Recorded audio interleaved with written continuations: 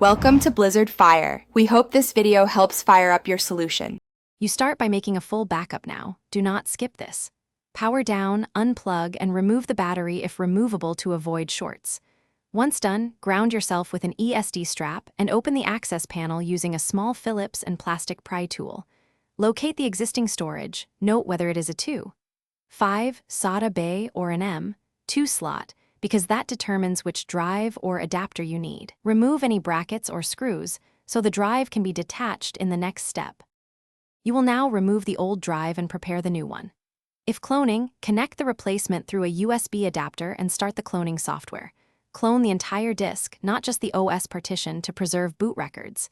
If you are installing fresh, seat an M2 at about a 30-degree angle, then press down and secure with the screw. Slide a 2, 5, drive into its bay and fasten the bracket.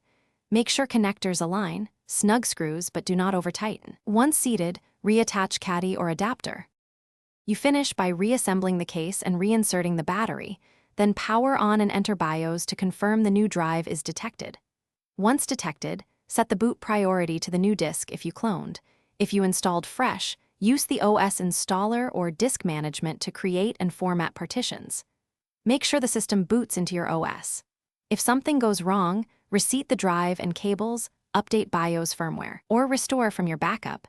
Those steps usually resolve most issues. Thanks for watching. If you found this helpful, don't forget to like and subscribe.